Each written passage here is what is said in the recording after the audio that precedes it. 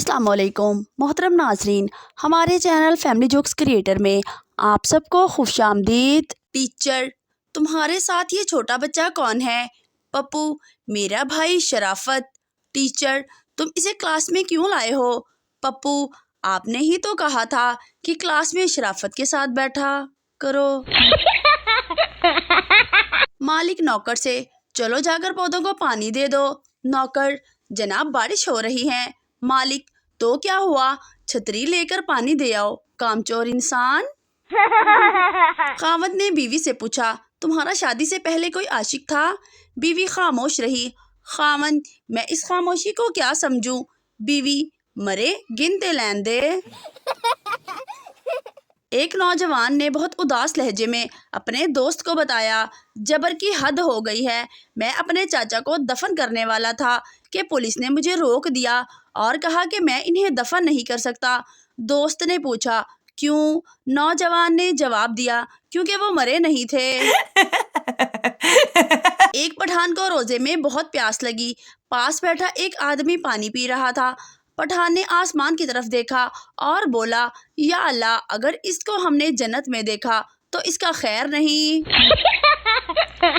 एक शादी में एक पठान बड़ी देर से खाना खा रहा था। किसी ने पूछा, कब तक खाओगे?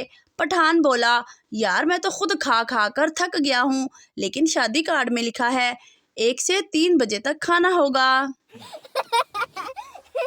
एक फकीर एक कंजूस के पास आया और इसे अपनी दर्द भरी कहानी सुनाना शुरू कर दी। इसने कहा, ऐसी कहानी थी। उसकी कहानी ऐसी थी कि कंजूस की आंसू निकल आए और वह बहुत रोया। फकीर ने सोचा, आज तो कंजूस ज़रूर पैसे देगा। कंजूस हिचकियाँ लेते हुए बोला, बाबा जी माफ़ करो। पार्क में मियाँ बीवी हाथ में हाथ डालकर घूम रहे थे।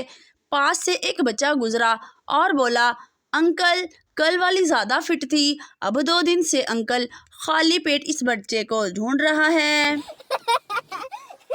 हिंदू की बीवी पठान के साथ भाग गई। घर 5 दिन बाद वापस आई तो हिंदू ने पूछा, अब यहाँ क्या करने आई हो? पठान की बीवी बोली, मैं मोबाइल का चार्जर भूल गई थी, वही लेने आई हूँ। लखनऊ का नवाब लाहौर आया और एक बच्चे से रास्ता पूछने के लिए रुका। हजूर, एक तकलीफ देनी थी आपको।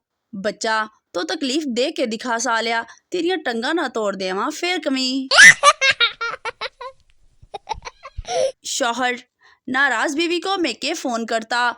बीवी, कितनी बार कहा है मैं तुम्हारे लिए मर चुकी हूँ। शौहर, सुनकर अच्छा लगता है पगली।